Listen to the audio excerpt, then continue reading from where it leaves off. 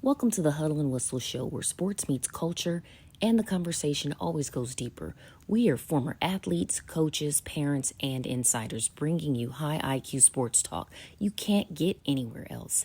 Follow us on social media and subscribe on YouTube or your favorite podcast platform so you never miss a beat. Let's huddle up and blow the whistle. Welcome to another episode of Huddle and Whistle. We are getting started today with episode number 5. We're going to be joined by a guest and University of Colorado alum, Anwawn Jones. And he's going to be talking to us about navigating NIL, college recruiting, what families need to know to prepare for that. He's also the father of Marco Jones, top freshman recruit for Texas A&M. So let's bring him in right now. Good morning, sir. How are you? Good morning. I'm Mr. Terry's. Jones, how you doing, sir? What's up? I'm Terry's little friend. Big AJ. Don't get that wrong. That's big Uh, AJ.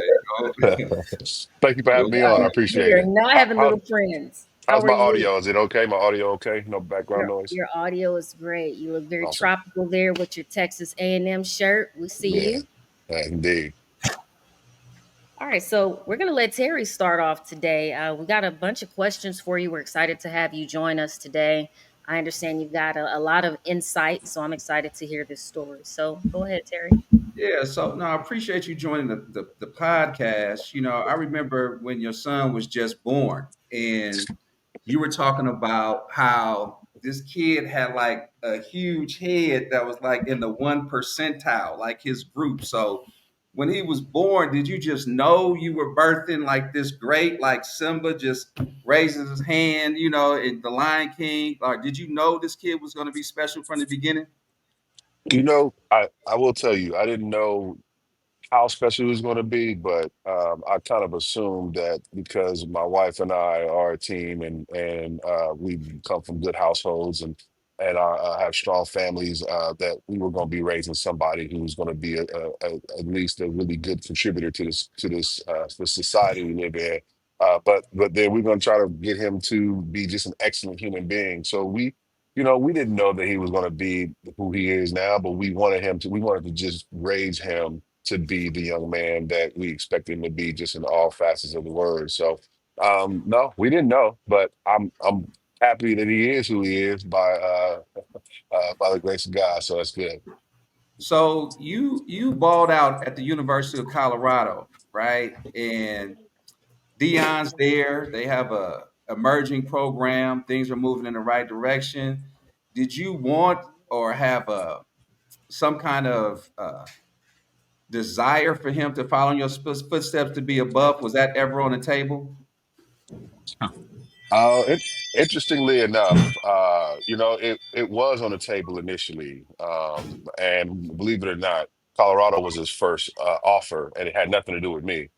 It was legitimately just how the cards fell, and so I was excited about the potential of him going there and liking it, and it was early on in the process, and he went there and for the unofficial visit, and he enjoyed for the most part. I mean, we had some things that we didn't necessarily appreciate. We don't necessarily need to go into that, but they were in the running early, and then eventually they kind of fell out of it, and it just wasn't a good fit for him. But overall, I like where they're headed, and I'm happy that Dion is there doing his thing. Okay.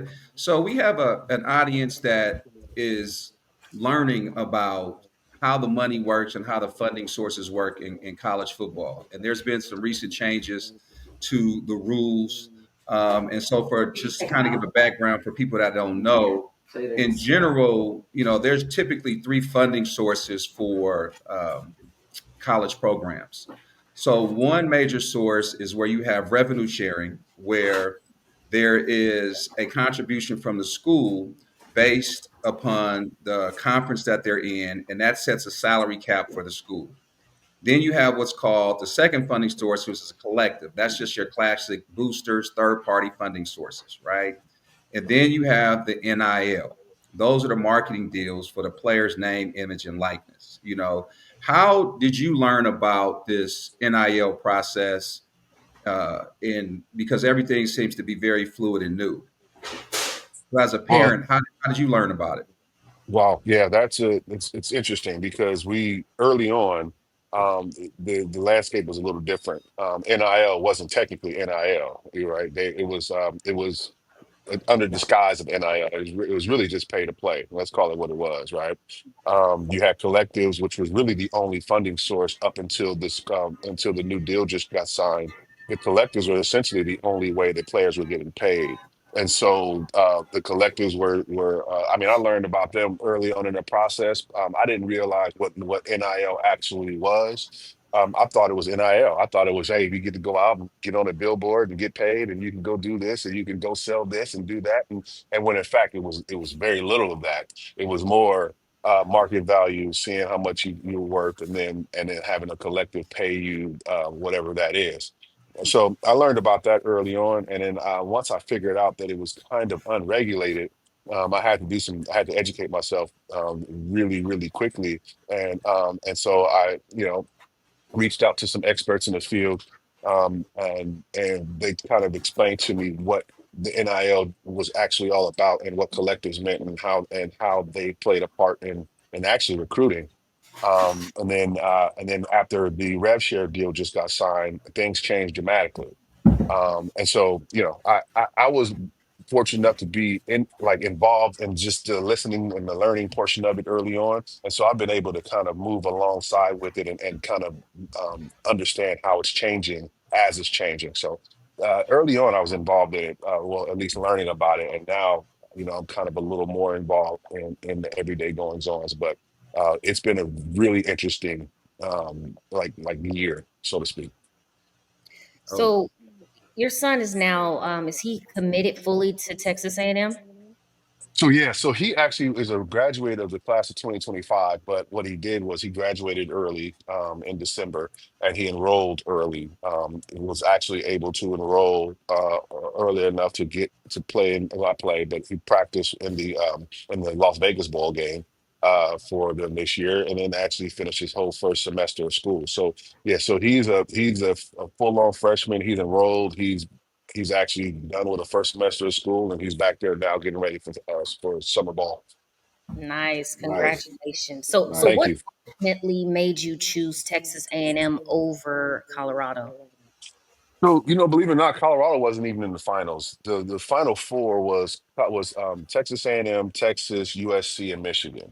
And I think realistically, what we wanted to do was make sure that one, he had an opportunity to develop at wherever he went. And two, he's been working hard and training and thinks he's in a position to play early, and he wanted to go somewhere where he could at least compete to play early. We all know that, and in football and NCAA and Division One sports, that nothing's guaranteed. So we weren't going to go pick a place where they said, "Hey, man, we guarantee you're going to play." That's a lie. 'Cause you can't guarantee us that. But what you can say is, "Hey, man, we're going to give you guys an opportunity to play." And so Marco is also a baseball player, and he plays baseball at Texas A&M as well. And so he's a two sport guy, and so that was one of the deciding factors as well. Michigan didn't really have a really great baseball team, but they had a great football team and the program that he loved. But he didn't quite like their plan for him. No disrespect to Texas, but Texas, they were throwing money at the problem, and that wasn't what we were looking for. And USC kind of along the same lines. He enjoyed the process all along, but believe it or not, Texas A&M was the lowest of the NIL offerings, and so that's what he decided to make a decision based on the plan for him, what he felt like he was going to be able to get developed, and his overall recruiting. So I think he made the right decision. Brother Jones, how much did academics weigh into your decision? So I got to be honest.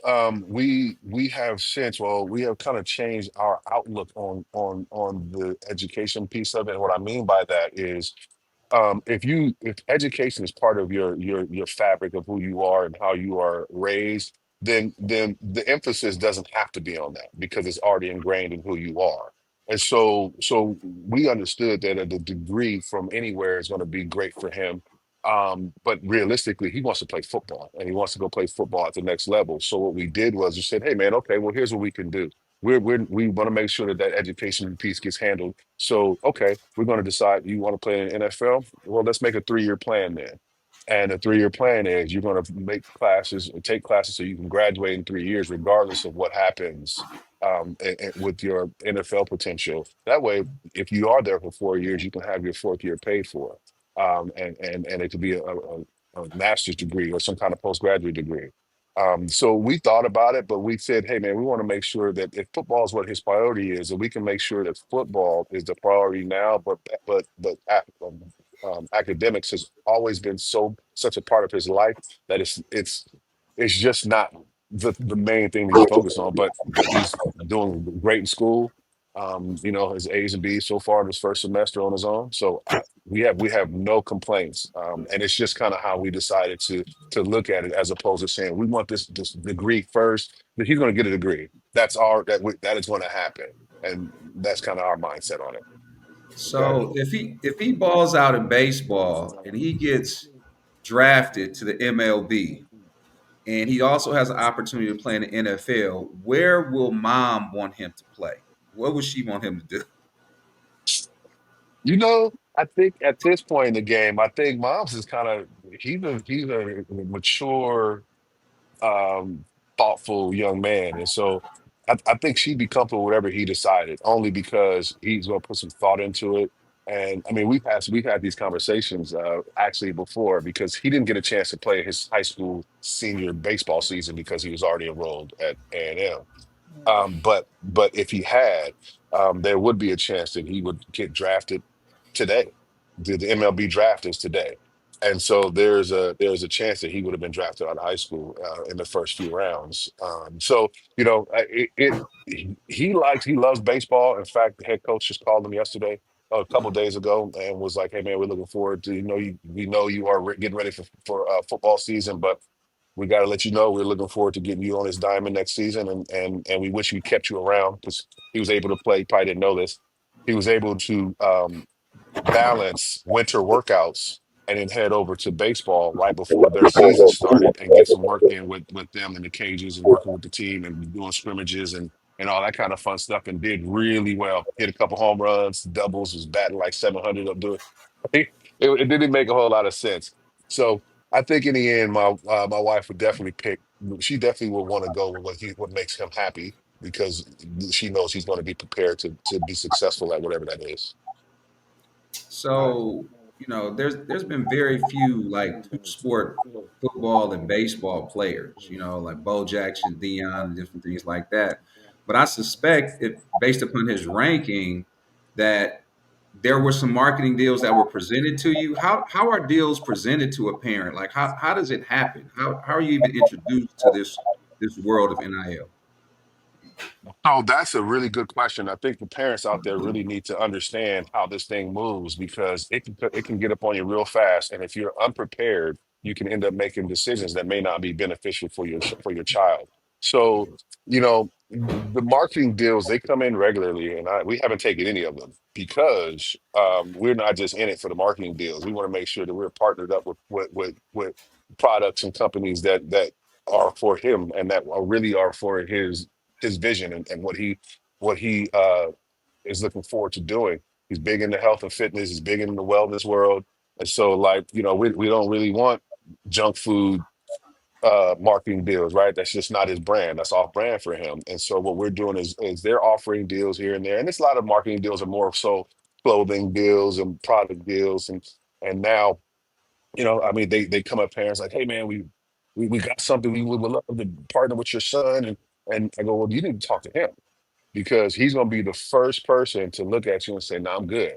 Right? He doesn't need to hear my influence, and so what we do is we let him pilot the ship, and we kind of steer right behind it to make sure that it's getting steered in the right direction.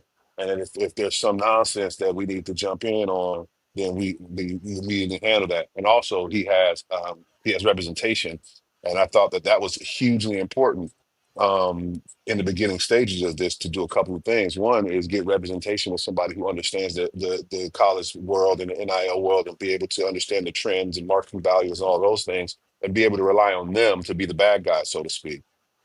Because you don't necessarily want to be at them negotiating your child's deals, especially if you're the parent. I mean, this it's a little bit of a conflict of interest in my opinion, because I think in the end it's your child's money. You need to teach them how to handle it, maybe not handle it for them. And it's just kind of the way we decided to do it, because we wanted to teach an independent young man on financial responsibility, and that's a whole nother thing that we invested in for him. So the NIL deals or the marketing deals, let me just be specific, the marketing deals, they come through either us or his agent, and more times than not we're not that interested in him yet. He hasn't even done anything yet, so wait till he gets on the field. Wait till he gets out there and puts in, and he's put in a lot of work, but wait till he puts it on the national stage, and then we can start talking about deals that really make sense to him. Now, you said representation. Can you kind of explain to the people like what to look for when it comes to representation? Because, like you said, you need somebody that was an expert in the field of NIL. Because there's a lot of people just out there trying to prey on the kids, and hopefully they can get paid off of the kids and the family off of that. So, what would be a good way to steer away from a person that doesn't have the right intentions for your kid when it comes to all of this NIL and marketing and stuff like that? Yeah, that's a great question. And, unfortunately, we live in a world where, people aren't always, honest and true with their intentions. And so as parents and as the adults in the room, we need to vet everybody. And so with representation, I mean, we did it kind of a slow burn. We um, found someone who he liked and enjoyed, trusted, and then we built a relationship over about 18 months to 2 years. And happened to be his 7-on-7 and 5-on-5 crew. He is a lawyer, he's an agent, and he's an upstart. And so I wanted to see how he was going to be fighting for Marco and what the things that he was talking about. And when he wasn't talking about delusions of grandeur, he wasn't coming in talking about we're going to get seven figures and we're going to do that's just not realistic. And so what you and when we talked about, hey man, like what do you think is market value? We started conservative, right? He didn't start at the highest end because the highest end makes you believe that he's just trying to get the most money for himself and Yeah. not what's best for his kid, for the kid. So representation is hugely important. You have to vet the people. You have to know who's in their roster. You got to know, like, if he's a baseball man, um, attorney or a baseball agent, and he's trying to get into the football world, you might want to second look more deeply into that, right? Because may not necessarily understand the way the world of football works and collegiate football and the NIL world space in college. And so you got to be smart. And also kind of to be on top of that. If you think that you are going to be coming into some money, or you have the opportunity to be in the NIL space, you have to immediately hire you a CPA. You have to hire a CPA. You have to understand what tax implications are. You have to understand if you're making a few $100,000 and you spend a few $100,000, and somebody's going to be in trouble at the end of the year, right? You have to understand these things. You need some representation in that world too. Financial literacy, financial education is huge. We hired Marco a CPA and a wealth manager immediately. Set up things that were important for him. Set up a brokerage account. We bought his domain name. We set up an LLC for him.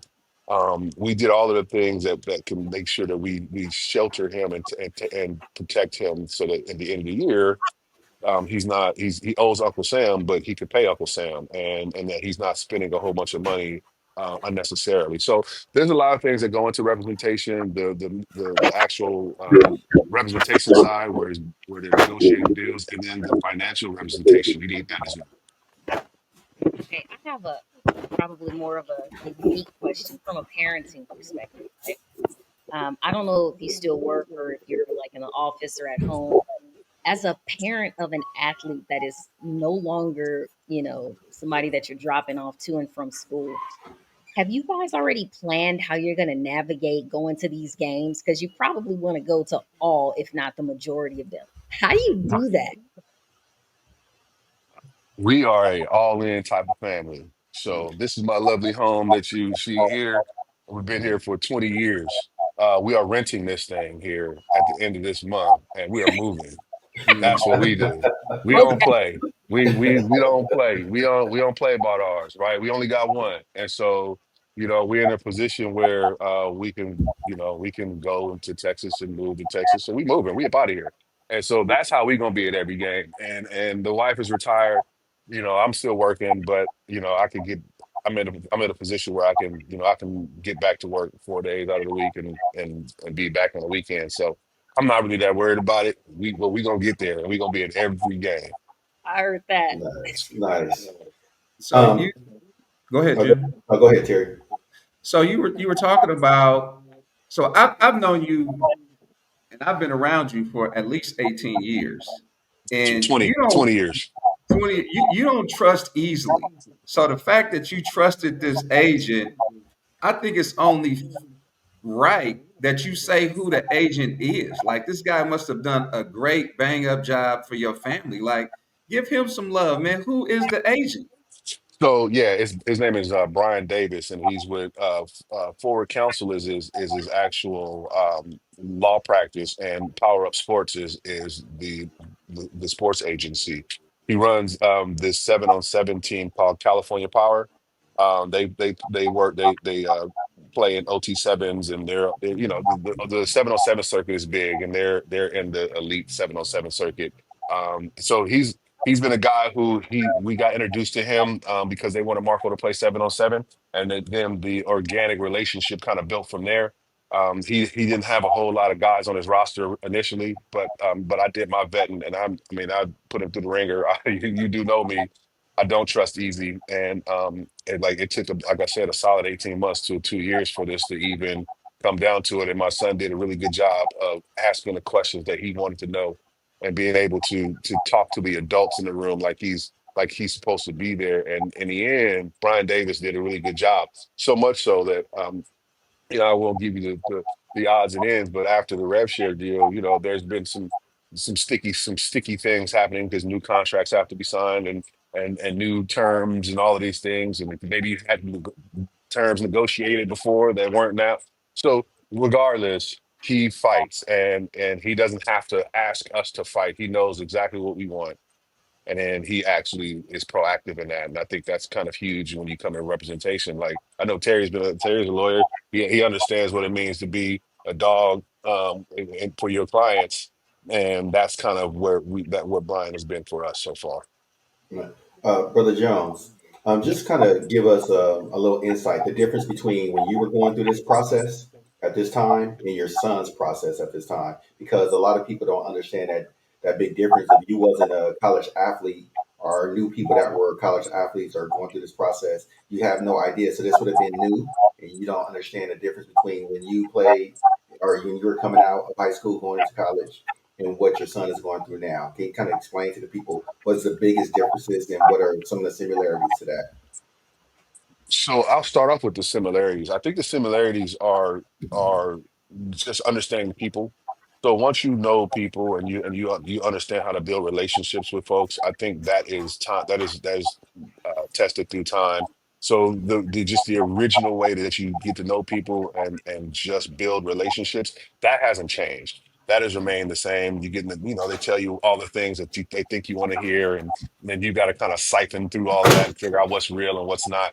That hasn't changed. What has changed though is how fast this thing moves. So nowadays they even ask you to commit before you even take an official visit. That's crazy talk, right? Wow. For instance, Oregon, they were up in the top for Marco for a long time. In fact, they were his number one team for a long time, and he was number one on their board. Well, they got a couple commitments, and then they were like, we may not be interested, or we may not be able to recruit him anymore. And we were like, wait, what?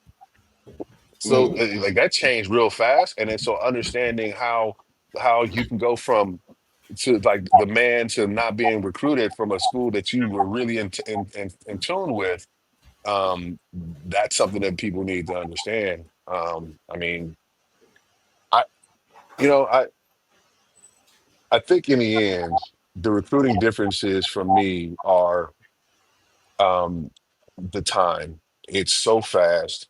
The amount of money they put into it, the things that they're allowed to do, uh, is completely different. And just how they can just present the package is different. So before it was, if they gave you a fruit basket in your room, and and somebody told on you, you had to pay for that.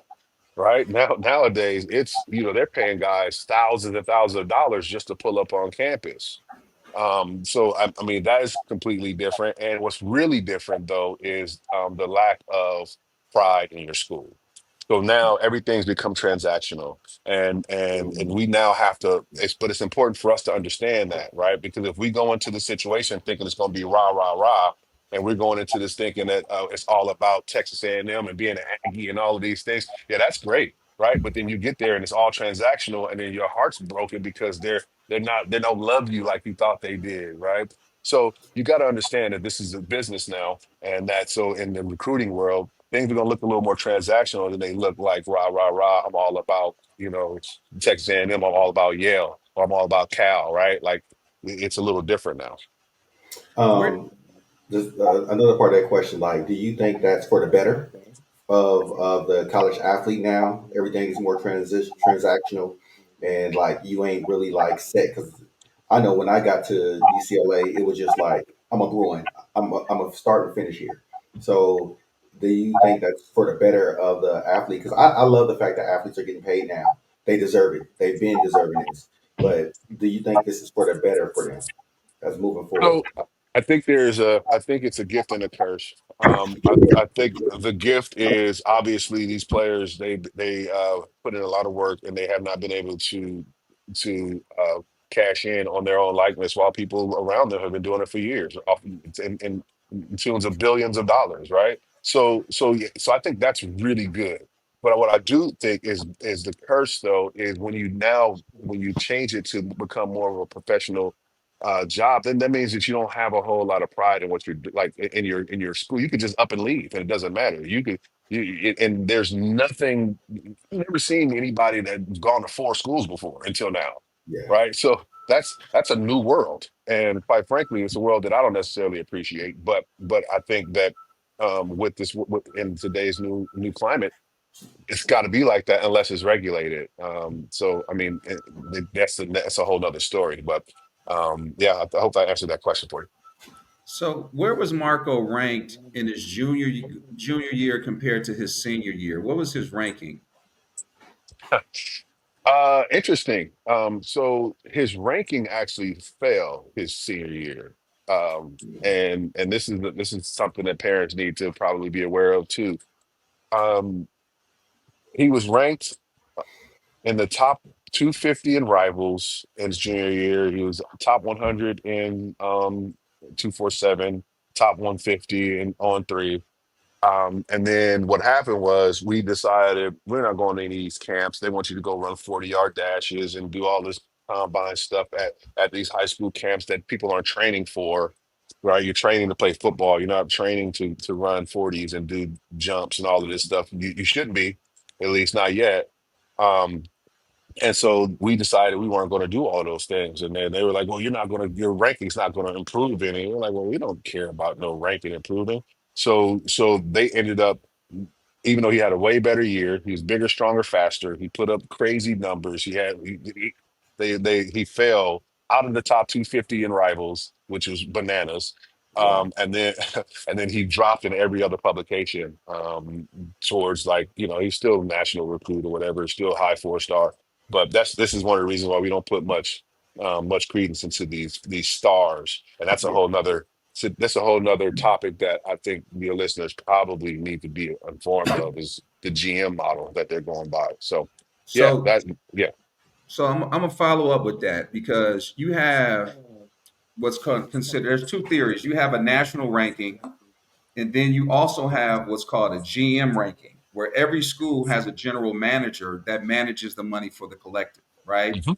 And that GM ranking tends to be more important because they all use an algorithm based upon the school, your size, your measurables, the position. So, for example, you may be a top ranked quarterback, but if that school already has a quarterback, you don't have as much value to that school. So that GM is going to rank you based upon what their program needs, and they allocate the money to the players that they believe will bring the most benefit to the program. So was Marco's ranking with the GM or specific to Texas A&M? Is that how he got his value at A&M? And is that how he got his deal? Wow, that is a great question. And yes, so that I think that is hugely important to understand is that the GM model is taking over programs, right? So before there was the player director of player personnel or director of football operations. Um, that was who was running these programs, and now they're GMs, and these GMs now have NFL front office experience too. So a lot of these guys and gals are they have experience already understanding what NFL talent looks like and how you rank it. So what happens is we weren't really worried about the star system. And to parents, do not worry about the star system because these GMs, once they get you into you're on their board, they give you their own comprehensive evaluation that has nothing to do with stars. And I don't want to trash the star system, but I will say this: you don't know who's giving you stars. You don't know their expertise. You don't know what they're looking at. It's pretty subjective, and so. If you have if you have an algorithms that you're using, or you have a point system that you're using, or a color system that you're using, it kind of makes it so that it's a little more uniform. And quite frankly, he may have fallen out of the 250 and rivals, but every single GM that was in this Final Four, I will just tell you that they had him as a 5-star first round guy. Hmm. And so if the GMs have him as a 5-star first round guy, then what do the stars matter? They don't. Got you. It's a good flex, though. It's a good flex to be a 5 star. It is a good flex. And what it does, though, I will say this: what a 5-star does is it gets you into a conversation, it gets you into a room, it guarantees you the opportunities to go play wherever you want to play. But what you got to understand is because you're a 5-star in the publications, you can go somewhere and lack size. You can lack the things that consider what you would be considered a 5-star in these GM meetings. And so you can go somewhere and be like, I'm a 5-star here. I want 5-star money. And the GM is like, look, yes, I got it. You're a 5-star here. We love you. You can play right away. But these are the things that we need you to improve on. So you are not a 5-star in our books, right? It happens like that. So it's my understanding that, in my experience too, is that sometimes you have to have a machine behind you to get those stars up, right? And they have to put you in certain positions. So, like, I know a guy that runs an agency, and this agency basically helps you structure NIL deals. They'll facilitate trainings. They have the relationships with trainers that'll come in and train the kid, get them bigger, stronger, faster.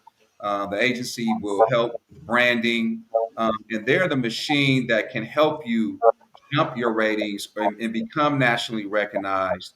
And so there's a guy like by the name of Derek Davis of Prestige Sports. It was a different company, but it's being rebranded, and now he's opening it up as Prestige.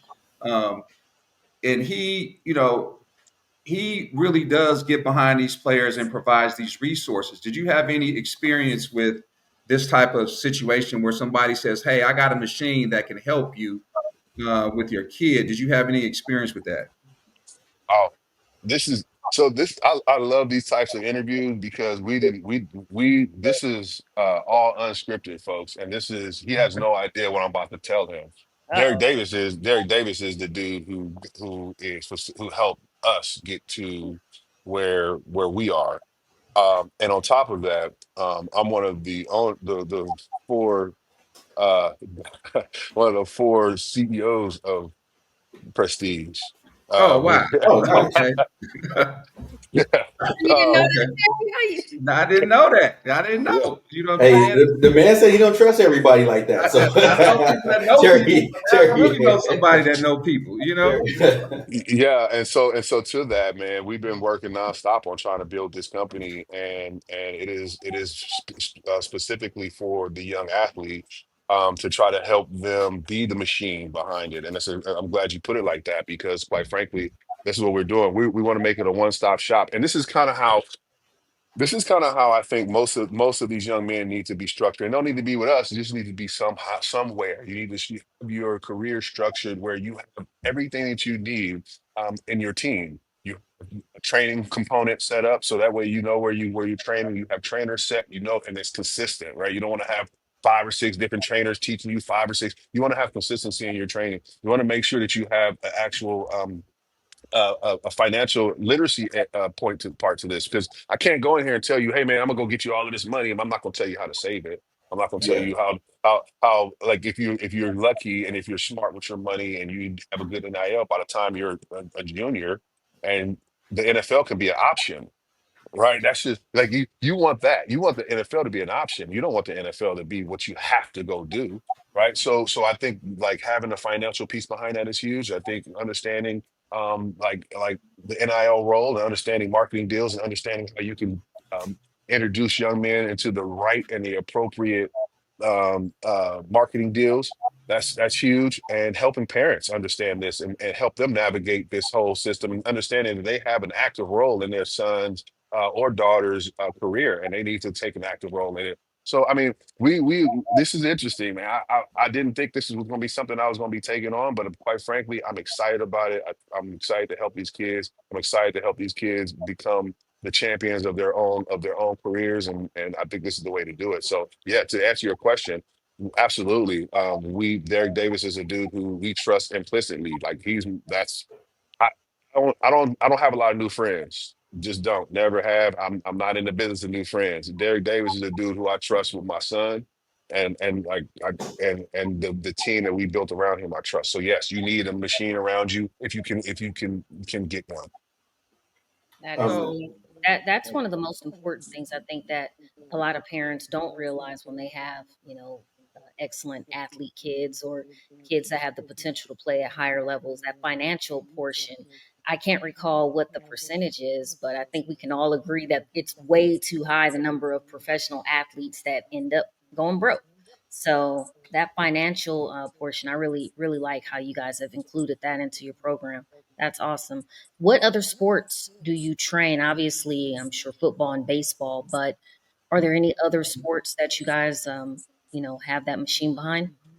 So at right now, no. And right now it's really just football. We are it's so crazy right now in the football world that, we want to make sure we stay laser focused on that and let's get that mastered, right? Before we start venturing out to other things.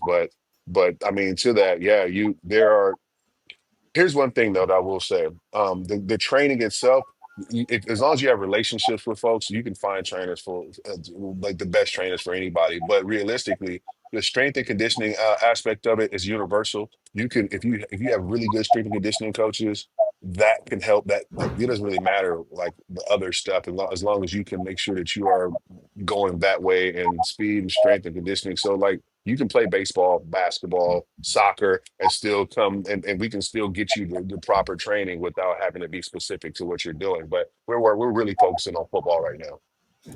hold on, wait. You glossed over it like it's just easy to find a qualified trainer. It's not as easy for a lot of people, right? And so a lot of parents believe that their schools have a training program where they have a weight room and their kid is pretty good, so he should be eligible to getting these gaudy amounts of offers and recruiting and money. What did Marco have to really do? What was his workout regimen like? Like if you want to compete at this level, what was his regimen like? Yeah. Okay. Yeah. This is a lot. So Marco is he's self motivated, and we had to. That's one of the things that in order to be a great athlete, you have to be self motivated. So that's the first step. Is the parents can't tell you. Your coaches can't tell you to go get your butt up off the couch and go work out, right? Like it already has to be in you burning, and it's got to be, man, I got to go get this work in real quick, or your day isn't fulfilled. So so Marco's workouts were in the morning. We dedicated ourselves to making sure he had the best of what he needed. So in the mornings he'd get up and we bought a cold plunge, right? Get this day right. So get up in the morning. The toughest thing you're gonna do is get in the 39-degree water and get your day cracking, even in the middle of the winter. So get up in the morning, goes and does that. Now, sometimes, like during the off season, he would have speed training with a speed coach. and 2 days out of the week, that would be 5 a.m. workouts at SRB. So he'd be up for some back at the track with no lights on because the So lights ain't on. SRV is San Ramon Valley. That's his high school. So he That's would his have high to go to his school. high school on his own at this time. Okay. Absolutely. 5 a.m. with a speed trainer, and they in there getting it on they getting it. And then after that, he would have, if he's at school, he'd have workouts with the team or whatnot. And you got to make sure you do that, keep your team camaraderie right. But that the team workouts is never really enough. So after that, he'd have his strength and conditioning coach, Jesse Burdick, over at CrossFit Pleasanton and the Power Wad. Like that's just he trains lots of athletes. And he's one of Marco's. Marco's one of his first high school kids or little kids that he trained, and he's been with them since he's been seventh grade, sixth grade. And so he goes there and gets work after school or after practice. He goes there, does that, and then that's almost every day. And then during the season pregame on Fridays before the game. We have a massage therapist, so he would go get get stretched out, and get warmed up before he would head over to school. And then that's from Kinetic Chain Sports, and he would go there get stretched out for 30 minutes, and then post game on Saturdays head back there and get post game work done. So whether it's boo boos that he has from the day before, and then cold plunges every day. Dedication to his body and making sure that he's healthy is one of the most important parts to being successful. And so, your best ability is availability. I know you've heard that before, and quite frankly, that's how you do it. So, yeah, it's intense, and it's year long. So basically, what you're saying is that you basically have to turn your kid basically into a pro right now in high school. Like they basically are becoming pros. This is what a pro athlete is doing with their body and what they're doing. One thing, are you afraid that all this, since like you said he's been doing this since seventh grade, eighth grade, are you afraid of burnout? Are you afraid that at some point this might get like, dang, I got to constantly keep doing this, doing this, doing this, doing this, at burning out? Because I've had high school athletes as a high school coach. They haven't even got through high school. They're in 11th grade. Like, I don't want to do this no more. I'm tired. I'm tired of all the working out. I'm tired of all of this maintaining my body. Are you afraid of the burnout, or do you think some kids might experience burnout going through this type of regimen? So yeah, I absolutely think that kids will experience burnout going through this type of regimen, but this is the thing. You have to identify what your kid really wants. So I had a conversation with Marco years ago, and it was about rec ball versus travel ball, and this is for baseball. Hmm. And I said, hey man, like listen, I love that you want to play and all of these things, but I just need to hear something come from you. And here's the deal. Like you want to play higher level stuff, it's going to take a higher level of dedication, and your mom and I are willing to pay for the things that it's going to cost to do, and but that means it's going to take you to be able to do it, and we can't force you to do it. And if that's something you want to do, then let me know. If you want to just do rec and have fun, hey man, we with that too. We'll be in the stands with sneaking in our little cocktails and rah rah rah and cheering you on. But if you want to be a professional, or you want to go to college and play high level D1, you want to be the best athlete in the world, it's going to take these things. So I think if he's prepared for that mentally, there won't be any burnout.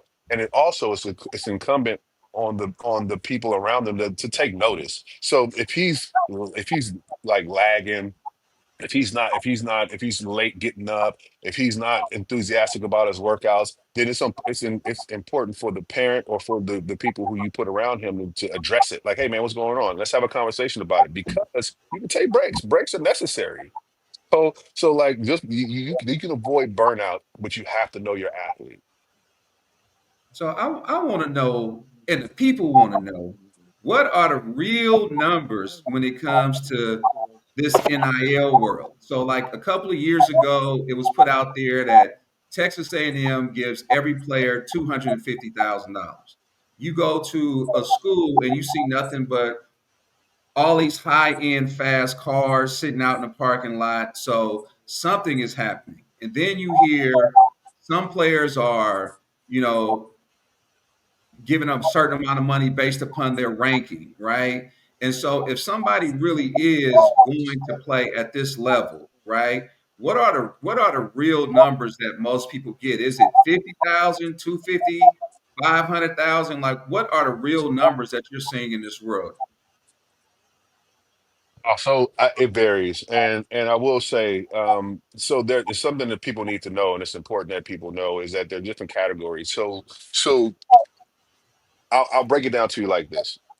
You have elite positions, and elite positions are going to be your quarterbacks, and your quarterback is just is one of the elite positions, but it's in a category by itself. So, like quarterbacks are going to historically get paid the most money, and you're talking if you're a four-star guy, you can command, $300,000 plus, right? Like that's kind of what I've been hearing as far as like quarterbacks are concerned. That's the elite.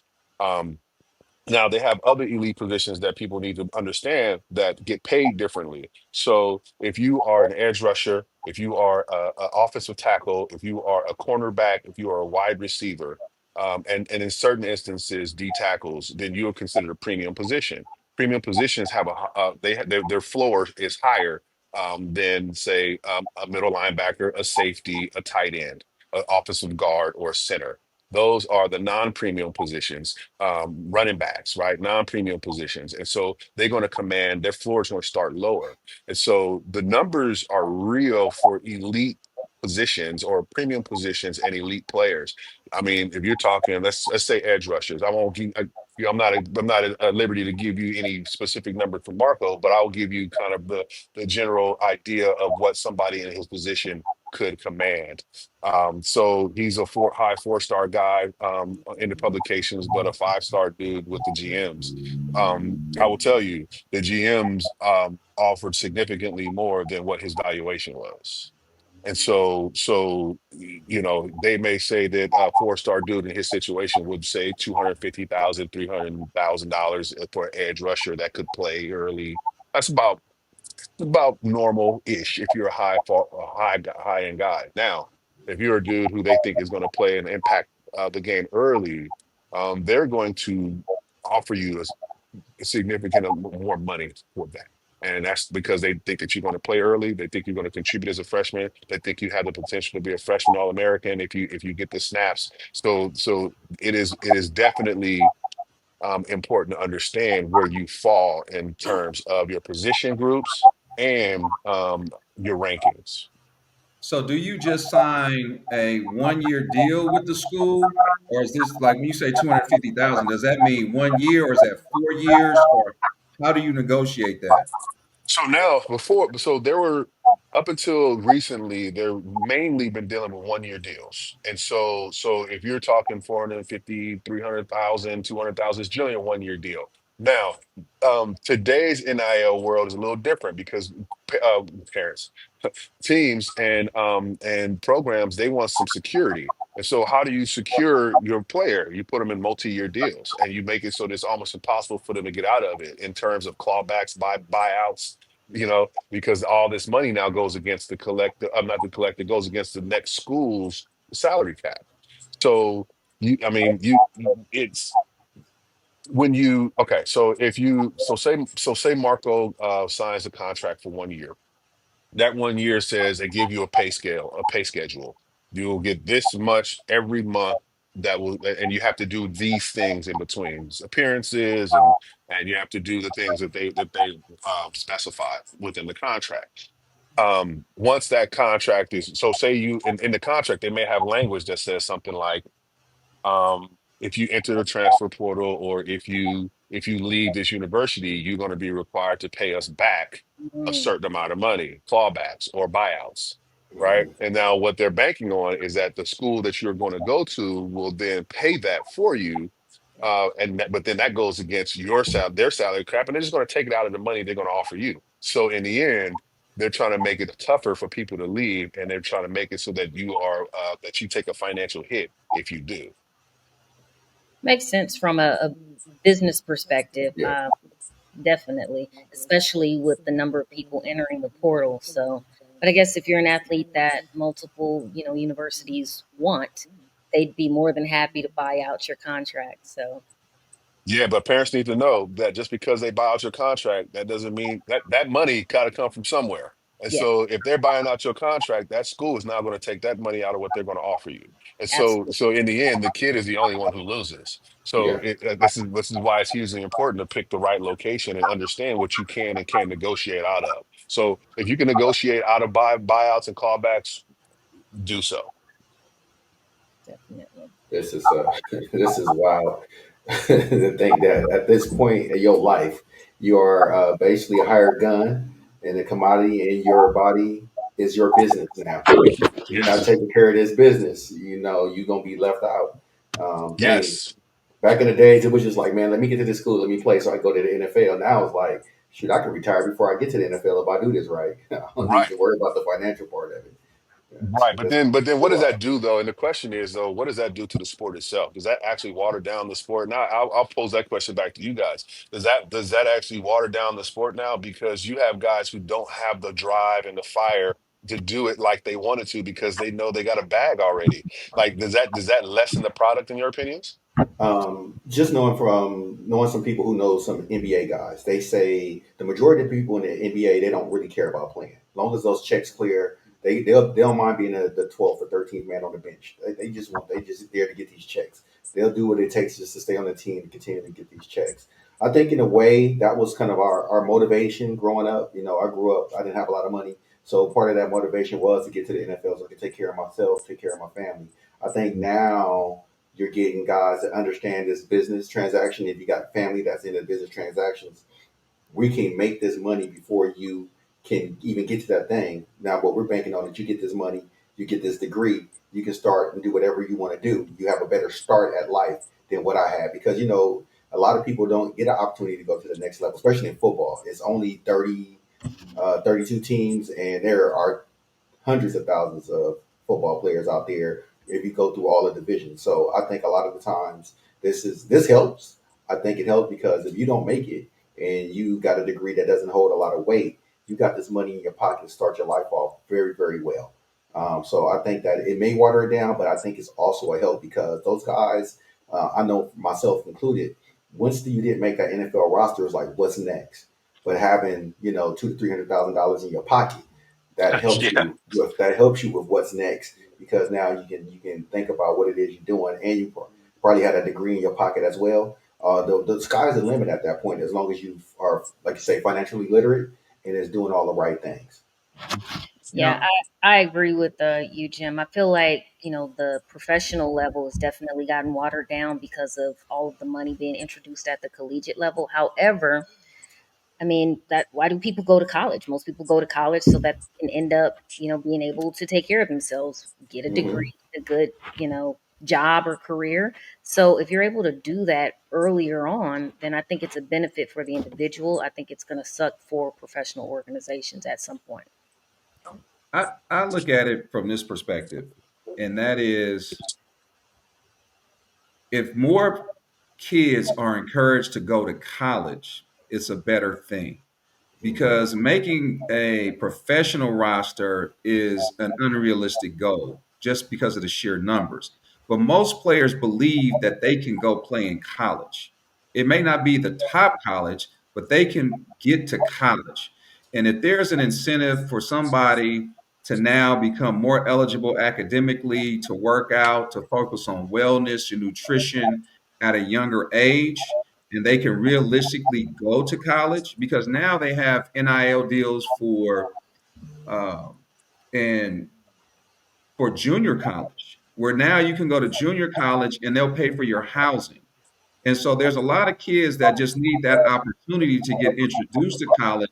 And if this vehicle is allowing them a realistic opportunity to just put their foot on a college campus, I think it's a wonderful thing. Yeah. And I think in the end it's like some get back almost, right? Like all these years, and I hate to look at it like this, but all these years of us putting our blood, sweat, and tears onto these courts, onto these fields, into these arenas, and with little to show for it than just a degree that may or may not get you where you need to go, right? Yep. Like the work. I mean, we all have fun times in college, and I'm not going to sit here and pretend like we didn't have a ball. But when you think about the amount of stuff that you did, the amount of work that you put in, especially if you're an athlete, and think about what you got in return, it doesn't always add up. We have like I'm 46 years old. I had my hip replaced. I got I got arthritis all over the place, right? Like so. I think in the end, like being able to support yourself in the long run and being able to maximize what you can do for that little 3 or 4 years that you're in college. I'm happy that this is happening and that I guess it's a little bit of watered down product, but in the end, I guess who really cares, right? Like as long as we are succeeding and we are doing the things that are Mhm. preparing and propelling our kids and our family forward. Yeah, Yep. no doubt. Well, this has been an eye-opening look into the business of college sports and the NIL strategy and even the family dynamics and just all of the decisions that you guys have had to make from, you know, going and moving to Texas. I think that's an amazing thing that you guys have done and been able to do. But we want to thank you for coming on the show. We appreciate your Man, time. appreciate you coming on, Man, man. most Thank you very definitely. much. Yeah, Eye-opening definitely. conversation. Eye-opening conversation. So, absolutely. So, where can people follow your journey, Marco's journey, other than obviously becoming a fan of Texas A&M? Do you guys do any social media where people can kind of keep up with what you guys have going on? Absolutely. So Marco's IG is the underscore African 10. That's his IG, and Marco Jones 2025 is his Twitter. I'm trying to get him more engaged in social media. He's a real stubborn kid when it comes to that. So I'm trying to get his engagement up. And then my Twitter is I don't even know my Twitter. Big AJ10 is my Twitter. And Jonesy JONSIE 8596 is my IG. And yeah, you can follow our journeys there, man. We appreciate you. I appreciate you having me on, and I'd love to be back anytime. I love talking this kind of stuff. This is my passion, so I appreciate it. Absolutely. Well, thank you again, and we will definitely make sure we tag you in the post so people know where to follow along.